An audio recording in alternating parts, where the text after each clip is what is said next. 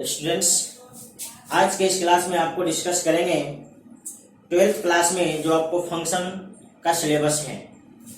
इससे पहले आपको एक बात को ध्यान देना होगा, फंक्शन आपको 11th क्लास में भी है, तो 12th क्लास वाले को आप बेहतर ढंग से तभी समझ पाएंगे जब 11th क्लास का जितना भी आपको फंक्शन है आप उसे पूरा रिवाइज करके रखेंगे। एक बार जरूर इस वीडियो को देखने से पहले 11th क्लास में जो आपको फंक्शन पढ़ाया गया है उसे आप रिवाइज कर लेंगे। साथ ही साथ यदि आप इस वीडियो को नए देख रहे हैं तो इस चैनल को जरूर सब्सक्राइब करें, ऑनलाइन स्टडी मैथ भभुआ। और जब भी आप मेरा वीडियो देखिए पेन और कॉपी ले करके बैठिए ताकि जो भी आपको पढ़ाया जाए आप उसको नोट कर सकें तथा इस वीडियो से अधिक आप फायदा उठा सकें। तो सबसे पहले हम डिस्कस करते हैं फलन। ऐसे आपको 12th के सिलेबस में फलन में आपको सीधे चालू होता है सिलेबस 1 मेनी वन अनटू और इनटू से, मतलब एकाएकी, अनएकाएकी, आच्छादक और अनाच्छादक। लेकिन फिर भी आपको हम फलन का डिफिनीशन दे देते हैं ताकि आपका जो माइंड है फलन टॉपिक पे आ जाए। ऐसे आपको ये सभी चीज 11th में आपको डिस्कस किया गया है। देख लीजिए फलन होता क्या है। फलन इंग्लिश में कहते हैं उसको फंक्शन। इसका परिभाषा देख लीजिए, माना कि ए और बी कोई दो और रिक्त समुच्चय है तथा एफ कोई एक घटना या कोई एक नियम है जो समुच्चय ए के प्रत्येक सदस्य को समुच्चय बी के किसी खास सदस्य के साथ जोड़ने का काम करता है। तो एफ को हम लोग ए से बी के लिए फलन कहते हैं तथा इसे इस प्रकार से सूचित किया जाता है। इसे हम लोग पढ़ते हैं F such that A to B. इसको ये आपका डिफिनीशन है। इसमें दो बात को ध्यान देना होगा कि सेट ए के प्रत्येक सदस्य सेट बी में कनेक्ट होना चाहिए तथा एक बात और ध्यान देना होगा, सेट बी का कोई भी सेट ए का कोई भी एक सदस्य सेट बी में किसी दो सदस्य या दो से अधिक सदस्य के साथ कनेक्ट नहीं होना चाहिए, उसे केवल एक सदस्य के साथ कनेक्ट होना चाहिए। यहाँ पर लिखा गया है किसी खास मतलब एक लौता होता है। खास का मतलब एक से अधिक नहीं होता है। तो वही बात है, समुच्चय ए का एक सदस्य समुच्चय बी में किसी खास मतलब केवल एक सदस्य के साथ कनेक्ट हो सकता है। एक से अधिक के साथ कनेक्ट हो गया फिर उसे आप फंक्शन नहीं कह पाओगे, आप उसे संबंध कह पाओगे, रिलेशन कह पाओगे, लेकिन फंक्शन नहीं कह पाओगे। एग्जाम्पल पे आ जाइए। पहला एग्जाम्पल में सेट ए सेट बी, इसमें 5 सदस्य, इसमें 6 सदस्य, इसके प्रत्येक सदस्य इसमें जुड़े हुए हैं। सेट ए का कोई भी ऐसा सदस्य नहीं है जो सेट बी में किसी के साथ कनेक्ट ना हो। सेम उसी प्रकार से एग्जाम्पल नंबर 2 में सेट ए में 5 सदस्य है, पांचों किसी न किसी के साथ जुटा हुआ है और इसका कोई भी एक सदस्य के बारे में अगर बात करोगे तो केवल एक सदस्य के साथ जुटा है।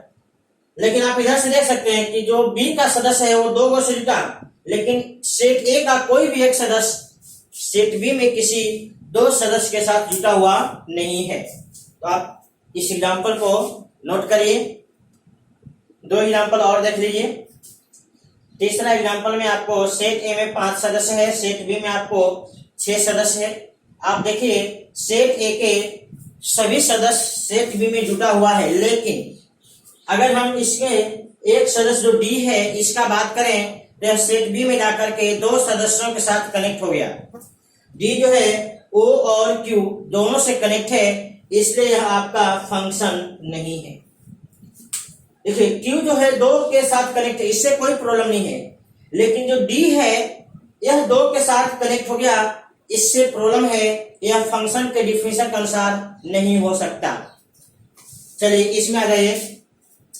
सेट ए में 5 सदस्य है, 4 सदस्य इधर जुटा हुआ है, लेकिन इसमें एक सदस्य ऐसा है जो किसी के साथ जुटा हुआ नहीं है। ए भी आपको फंक्शन के डिफिनीशन के अनुसार नहीं है, क्योंकि फंक्शन के डिफिनीशन में है कि सेट ए के सभी सदस्य सेट बी में कनेक्ट होना चाहिए। इसमें एक सदस्य कनेक्ट नहीं है, तो यहाँ भी आपको फंक्शन का डिफिनेशन फॉलो नहीं हो रहा है, इसलिए एग्जाम्पल भी फंक्शन का एग्जाम्पल नहीं है। तो आप इसको नोट कर लीजिए। यहाँ देखिए फलन के शर्त, कंडीशन फॉर फंक्शन, यानी फलन के लिए आपको क्या क्या शर्त है, किन किन बातों पे ध्यान देना चाहिए। तो यदि फलन आपको ए से बी के लिए है,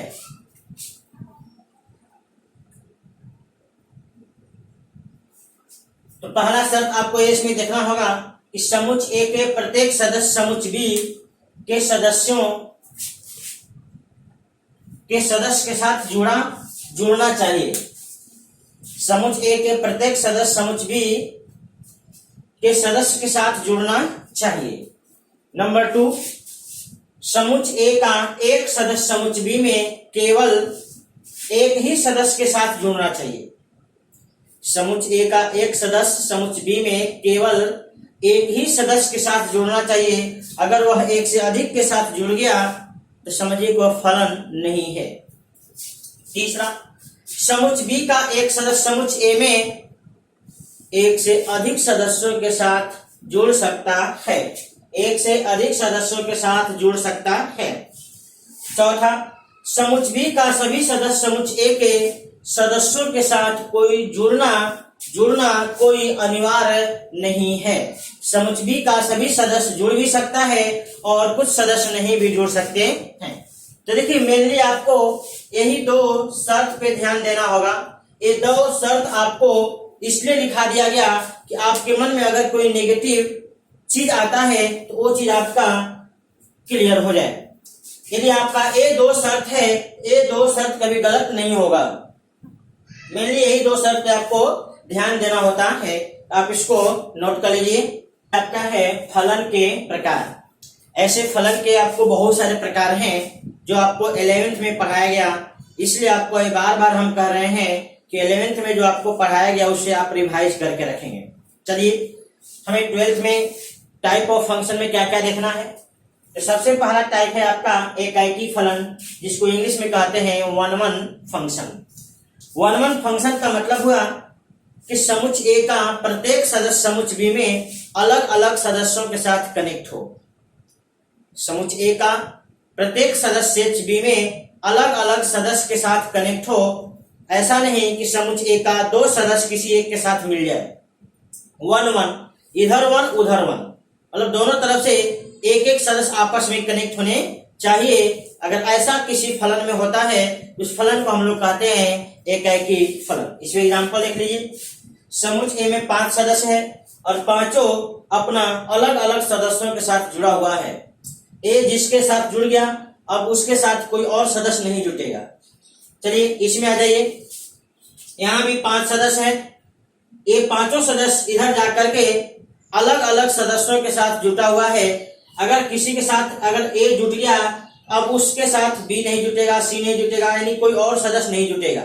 यही आपको है कि समुच्चय ए के प्रत्येक सदस्य समुच्चय बी में अलग अलग सदस्य के साथ जुटा हो तो वैसे फंक्शन को हम लोग कहते हैं एकाकी फलन, इंग्लिश में 1-1 फंक्शन। आप इसको नोट कर लीजिए।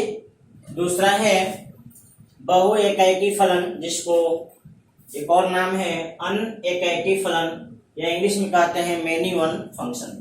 इसके परिभाषा में देख लीजिए। सेट ए से सेट बी पर परिभाषित किसी फलन f को हम लोग बहु एकाकी फलन कह सकते हैं यदि समुच्चय ए का एक से अधिक सदस्य समुच्चय बी में किसी एक ही सदस्य के साथ जुड़ता हो। देख लीजिए, यदि समुच्चय ए का एक से अधिक सदस्य समुच्चय बी में किसी एक ही सदस्य के साथ जुड़ता है। इसे एग्जांपल देख लीजिए। समुच्चय ए का 2 सदस्य ए और बी है जो समुच्चय बी में किसी एक सदस्य के साथ जुड़ा हुआ है। इसलिए फलन आपका बहु एकाकी है, यानी बहुत लोग एक लोग से मिला। बहुत लोग एक लोग से मिला, इसी को हम लोग कह रहे हैं मैथ के भाषा में बहु एकाकी। चलिए यहाँ भी एग्जांपल देख लीजिए।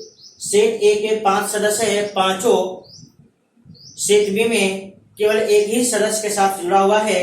यहाँ भी बहुत लोग जाकर के एक लोग से मिला, इसलिए इस प्रकार के फलन को हम लोग कहेंगे बहु एकाकी फलन। आप इसको नोट कर लीजिए। तीसरा आपका टाइप है आच्छादक फलन, इंग्लिश में कहते हैं हम लोग ऑन्टो फंक्शन। इसको समझ लीजिए। सेट ए से सेट बी पर परिभाषित किसी फलन f को हम लोग आच्छादक फलन कह सकते हैं यदि सेट बी का सभी सदस्य सेट ए के सदस्यों के साथ जुड़ा हो। सेट बी का सभी सदस्य सेट ए के सदस्यों के साथ जुड़ा हो तो ऐसे फलन को हम लोग कहते हैं आच्छादक फलन। यानी सेट बी के हर सदस्य आपको ए में कनेक्ट होना चाहिए, कोई भी ऐसा सदस्य ना मिले जो सेट ए के किसी सदस्य के साथ कनेक्ट ना हो। जैसे एग्जांपल देख लीजिए, सेट ए में 5 सदस्य है, सेट बी में 5 सदस्य है, तो सेट बी के पांचों सदस्य इधर किसी न किसी के साथ जुड़ा हुआ है। दूसरे एग्जांपल में आ जाइए, सेट बी में 3 सदस्य है, तीनों सदस्य किसी न किसी के साथ जुड़ा हुआ है सेट ए में। अगर इसमें कुछ और भी सदस्य होता तो यह आपको आच्छादक फलन यानी ऑन्टो फलन नहीं कहलाता। तो आप इसको नोट कर लीजिए। अनाच्छादक फलन इंग्लिश में कहते हैं इनटू फंक्शन। समुच्च ए से समुच्च बी पर परिभाषित किसी फलन को हम लोग अनाच्छादक फलन कह सकते हैं यदि समुच्च बी का सभी सदस्य समुच्च ए के सदस्यों के साथ जुड़ा न हो। मतलब समुच्च बी में कुछ सदस्य ऐसे जरूर होना चाहिए जो सेट ए के किसी भी सदस्य के साथ जुड़ा हुआ न हो। जैसे एग्जांपल लिख लीजिए, समुच्च ए समुच्च बी, समुच्च बी के 6 सदस्य हैं जिसमें 5 सदस्य जुड़ा है, 1 सदस्य जुड़ा हुआ नहीं है। तो आप कह सकते हैं कि समुच्च बी के सभी सदस्य समुच्च ए में जुड़ा हुआ नहीं है।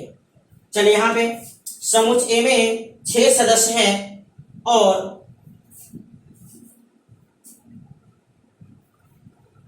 इसमें से 3 सदस्य जुड़ा हुआ है और 3 आपका जुड़ा हुआ नहीं है।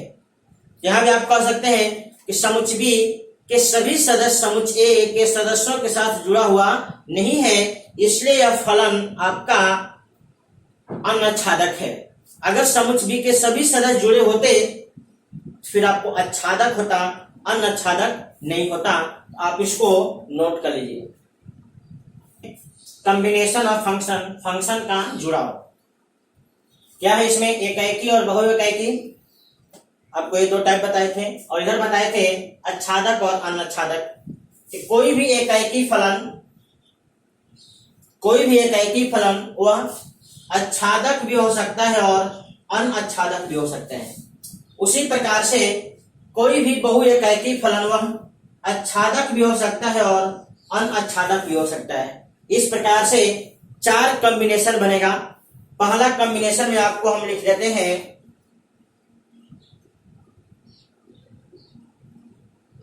एकाएकी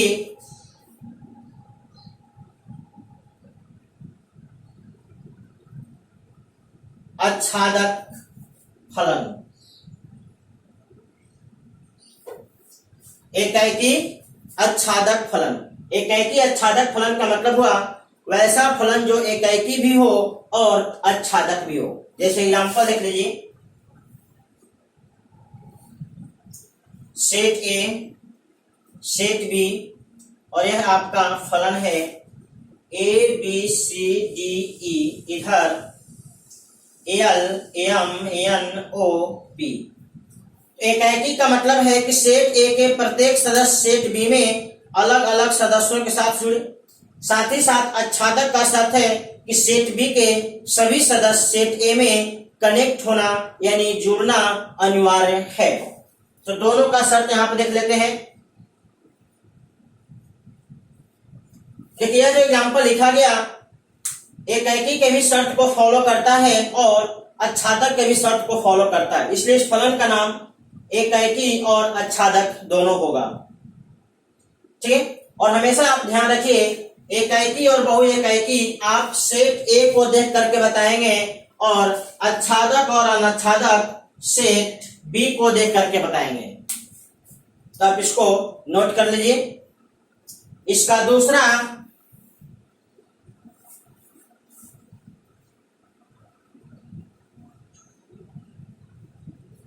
एकाएकी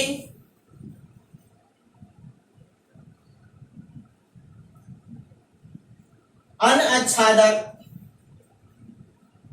फलन।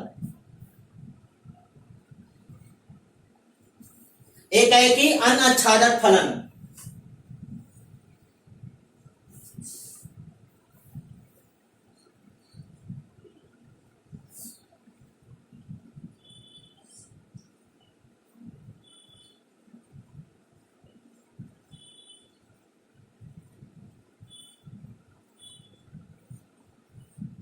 देख लीजिए यहां पे एकाएकी अनाच्छादक फलन सेट ए और सेट बी। सेट ए के ये पांचों सदस्य इधर अलग अलग सदस्यों के साथ जुटा है तथा साथ ही साथ सेट बी में एक ऐसा सदस्य है जो किसी के साथ जुड़ा हुआ नहीं है। तो यह एग्जाम्पल एकाएकी और अनाच्छादक दोनों के शर्त को संतुष्ट करता है, इसलिए जो एग्जाम्पल है एकाएकी और अनाच्छादक फलन का है। आप इसको नोट कर लीजिए। तीसरा बहु एकाएकी आच्छादक फलन और चौथा बहु एकाएकी अनाच्छादक फलन।